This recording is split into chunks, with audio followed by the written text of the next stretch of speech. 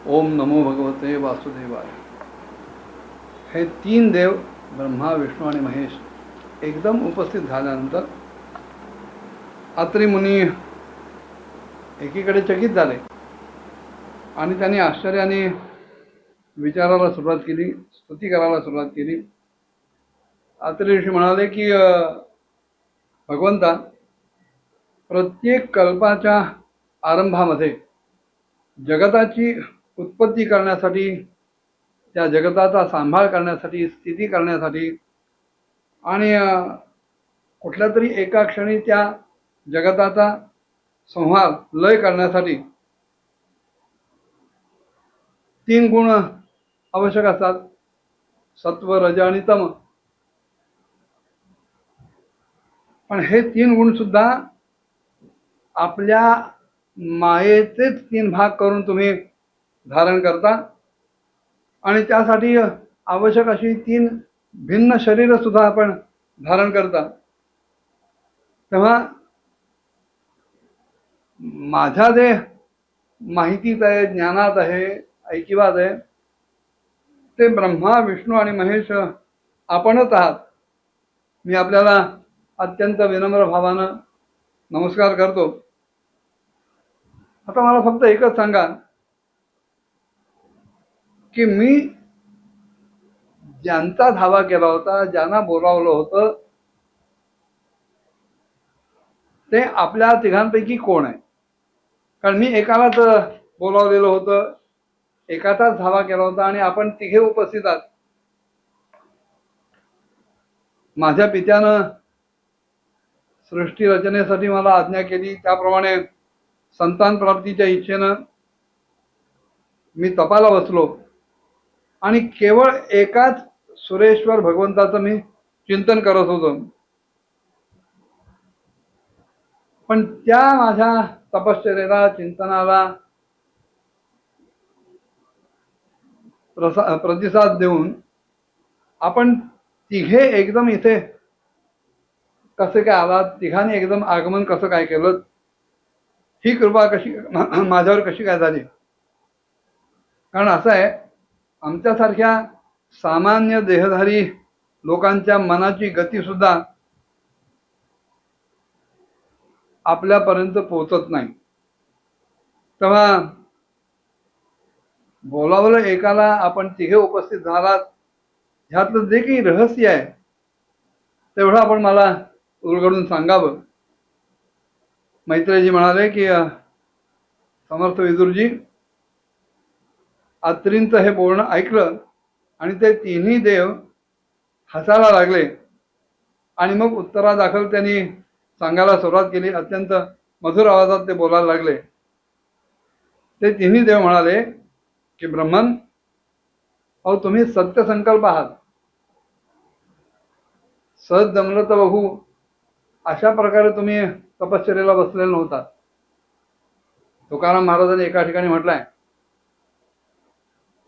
निष्ठावंत भाव भक्तांचा स्वधर्म, निर्धार हे वर्म चुकवणे, निष्काम निश्चळ विठ्ठली विश्वास, पाहो नये वास अनेकांची। आणि अशा या निष्कामतेनं, कारण त्याच्यात अत्रींचा स्वतःचा असा स्वार्थ काही नव्हता, वडिलांनी केलेली आज्ञा प्रमाण मानून त्याप्रमाणे ते तपश्चर्याला लागलेले होते। त्याच्यासाठी जे आवश्यक होतं त्या संतान प्राप्तीसाठी त्यांनी तपश्चर्या केली होती आणि जी तपश्चर्या केली ती अत्यंत निष्ठावंत भावानं आणि भगवंतांना मी प्रसन्न करून घेईनच ह्या निर्धारानं त्यांनी ती तपश्चर्या केली।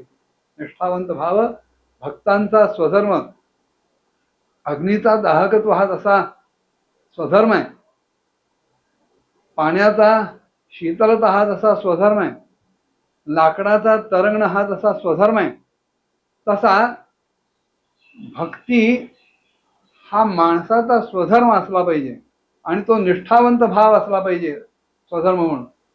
असा जर झाला तर भगवंत प्रसन्न होतो।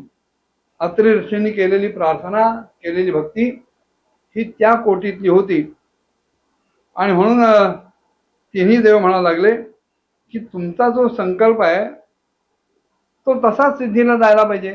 ज्या प्रकारची तुम्ही भक्ती केलीत, ज्या निष्ठेनं निग्रहानं तुम्ही भक्ती केलीत, तो तसाच सिद्ध व्हायला पाहिजे. त्याच्या विपरीत कसं काय घडू शकतं? आणि म्हणून तुम्ही ज्या जगदीश्वराचं ध्यान करत होता, तो जगदीश्वर म्हणजे आम्ही तिघे मिळून आहोत. अत्रि महर्षे, तुमचं कल्याण व्हावं आणि तुमच्या ठिकाणी आमचेच अंशस्वरूप 3 जगद्विख्यात पुत्र निर्माण होतील आणि ते तुमची यशकीर्ती दिगंताला पोहोचवतील. अशा प्रकारे त्यांना अभिष्टवर दिला आणि त्या पतिपत्नींनी दोघांनी विधिवत ह्या तिन्ही देवतांची पूजा केली. ती पूजा स्वीकारून बघता बघता हे तीनही सुरेश्वर आपापल्या लोकांमध्ये निघून गेले. ब्रह्मदेवांच्या अंशानं चंद्रमा, विष्णूंच्या अंशानं योगवेत्ता दत्तात्रेयजी आणि महादेवांच्या अंशानं दुर्वासा ऋषी हे तिथे अत्रींचे पुत्र म्हणून प्रकट झाले. आता मैत्रेयी म्हणाले की मी तुम्हाला अंगिरा ऋषींच्या संततीचं वर्णन करतो. कर्दमांनी अंगिरांना आपली श्रद्धा नावाची मुलगी दिली, तिचा विवाह करून दिला आणि अंगिरा हे ब्रह्मदेवांचे 3रे पुत्र आहेत. अंगिरा आणि त्यांची पत्नी श्रद्धा यांच्या ठिकाणी सिनीवाली, कुहू, राका आणि अनुमती या 4 कन्यांचा जन्म झाला. आणि शिवाय साक्षात भगवान उतथ्य आणि ब्रह्मनिष्ठाचे बृहस्पती हे 2 मुलगे सुद्धा झाले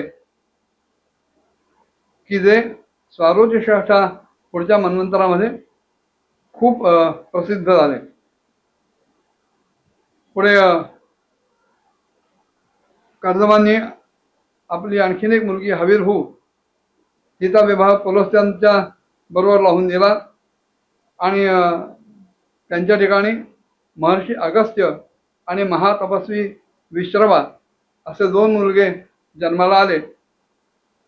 यातले जे अगस्त्य आहेत ते पुढच्या जन्मामध्ये जाठराग्नी म्हणून झाले.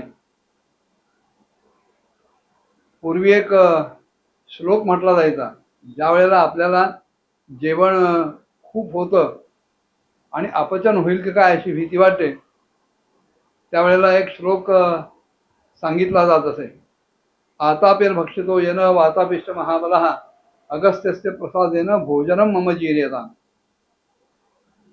सेवन केलेलं अन्न जिरवण्याचं काम हे जाठराग्नीचं आहे. पचनाचं काम जाठराग्नीचं आहे. तो ज्यांचा प्रज्वलित असतो कायम, त्यांना अनारोग्याचं संकट बाधत नाही. आणि हे जे अगस्त्य होते त्यांनी वातापी आणि आतापी ह्या 2 राक्षसांना खाऊन टाकलं आणि त्यांना पचवलं सुद्धा. म्हणून त्यांची प्रार्थना केली जाते की ज्या वेळेला असं जास्त जेवण होतं, आतापेर भक्षितो येन वातापिष्ट महाबला अगस्त्यस्य प्रसादेन भोजनम मम जीर्यताम्. ते अगस्ती पुढच्या जन्मात जाठराग्नी म्हणून जन्माला आले. पुढे विश्रवा मुनींना इडविडाच्या गर्भातून यक्षराज कुबेर नावाचा पुत्र प्राप्त झाला आणि त्यांची दुसरी पत्नी केशिनी हिच्यापासून रावण, कुंभकर्ण आणि विभीषण ह्या पुत्रांचा लाभ झाला. आणखी सुद्धा काही वंशवर्णन विद्वानांजवळ मैत्र्यांनी केलं. ते काय होतं पुढच्या भागात बघूया. ओम नमो भगवते वासुदेवाय.